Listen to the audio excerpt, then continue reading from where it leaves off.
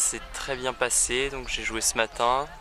Ouais, on a eu du super beau temps, conditions idéales pour jouer, pas trop de vent. Et puis non, ouais, le soleil, donc ça fait du bien. Bon, tu connais ce parcours par cœur d'Épinal? Ouais, bah oui, je le connais, je le joue depuis une bonne dizaine d'années maintenant, donc ouais, je le connais vraiment par cœur. Donc ouais, c'est sympa de revenir à la maison et puis de jouer un peu. Bon, tu sors une bonne carte là, sur quel trou tu fais la diff? Donc ouais, j'ai bien joué. Bon, en fait, j'ai très bien joué à l'aller parce que j'étais -5 après mes 9 premiers trous. Et donc bon, après au retour, j'ai toujours bien joué, mais j'ai pas fait autant de birdies, donc quelques petites erreurs. Mais non, j'ai bien joué, donc c'était une bonne partie. Bon, tu viens une belle aventure aux États-Unis, à l'instar de Roderick V. Raconte-nous, tu es où et quel cours tu suis? Ouais, donc je suis aux États-Unis là depuis cette année, depuis 1 an. Donc je suis en Caroline du Nord à Montolive, donc c'est une petite ville au sud de Raleigh. Et d'où est originaire Michael Jordan. Exact. Et donc là, je fais du business management, donc j'en ai encore pour 3 ans. Bon alors, ça te plaît? Ouais, bah ouais, c'est non, super expérience. J'ai vraiment fait une très bonne première année. Sur tous les plans, plan scolaire, j'ai bien réussi. Même au niveau du golf, j'ai réussi à me qualifier dans l'équipe et à être dans le bon groupe de départ dès le début. Donc non, je suis très content de cette année. Quel est ton rythme quotidien? Le rythme, alors donc en général, j'ai cours en gros de 8h jusqu'à midi, donc la matinée c'est court. Ensuite, on a minimum 3 heures de golf par jour. Mais bon, en général, on reste un peu plus, c'est à peu près 4 heures de golf par jour. Et en général, une séance de sport, donc à peu près 1 heure dans la journée. Donc cette année, c'était 2 fois le matin avant les cours. Et sinon, c'est en fin de journée, vers 17-18 heures. Et ensuite, travail le soir. Bon, c'est l'école de l'excellence, un petit peu les États-Unis au niveau du golf. J'imagine que tu as beaucoup de moyens pour te perfectionner. Ouais, exact. On a 3 golfs à notre disposition où on peut vraiment aller et s'entraîner à volonté, donc balle de practice, parcours, tout ça. On a un golf privé qui est vraiment d'une qualité, c'est vraiment top.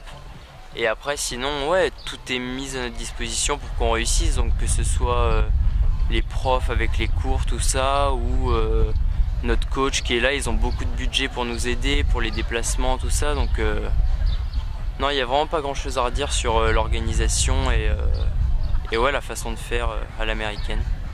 Bon, dans quel domaine tu as encore besoin de progresser? Golfiquement parlant? Oui. Quel domaine j'ai? Bah, le petit jeu, parce que bon, le petit jeu, vraiment, on n'est jamais assez bon et vraiment mettre le plus de putts possible. Ensuite, de la distance, je m'en suis rendu compte en rentrant que j'avais pris pas mal de distance durant cette année à cause de la prépa physique et tout.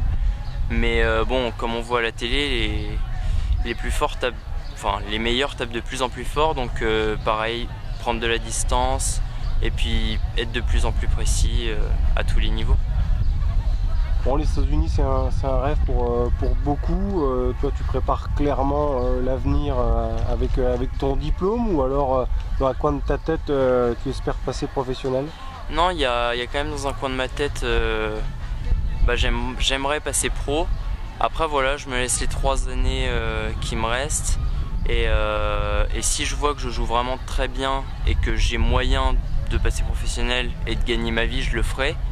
Et sinon après, bien sûr, si je vois que c'est pas possible, c'est pour ça que je pars là-bas, c'est pour avoir un bon diplôme. Et donc voilà, j'aurai ma sortie de secours, on va dire. L'objectif, est-ce que c'est de rester aux States ou de revenir en Europe si ça devait être un parcours uniquement professionnel? Honnêtement, j'ai encore pas d'idée. Rester aux États-Unis, peut-être pas là où je suis en ce moment, parce que c'est assez, comment dire, campagnard, rural. Mais après, oui, pourquoi pas aller dans une grosse ville ou peut-être revenir. Encore flou. Ouais, je me suis déjà posé la question, mais je n'ai pas encore de réponse. J'ai le temps, donc je vais voir. Comment est la météo en Caroline du Nord? La Caroline du Nord, c'est un des meilleurs états pour le golf là-bas. Donc la météo est juste parfaite parce que l'hiver, on a rarement en dessous de 5 degrés.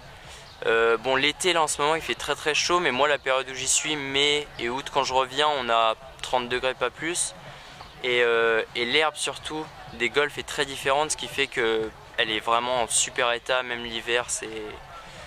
Donc ouais, la météo est parfaite et c'est vraiment une très très bonne région américaine pour le golf. Comment tu occupes tes journées en attendant de revenir aux États-Unis? C'est le break là? Ouais, donc là voilà, j'ai pris du temps avec ma famille, ma petite copine, tout ça. Et puis je m'entraîne, ouais, je viens m'entraîner ici, je suis allé dans mon club à Lagrange-aux-Ormes. Et sinon j'ai quand même pas mal de compètes là, même ici cet été. Donc voilà, entraînement, là je me suis un peu reposé, je vais reprendre un peu la prépa physique. Mais ouais, voilà. Quelles sont les prochaines échéances alors? Les compétitions que tu vas faire? Donc là, le week-end prochain, je vais aller au Grand Prix de Saint-Cloud.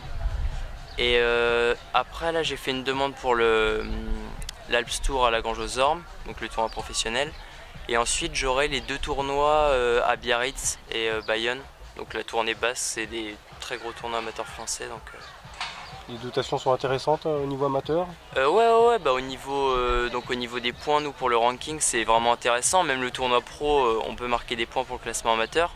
Donc non, c'est des gros tournois et voilà, je me prépare pour bien figurer.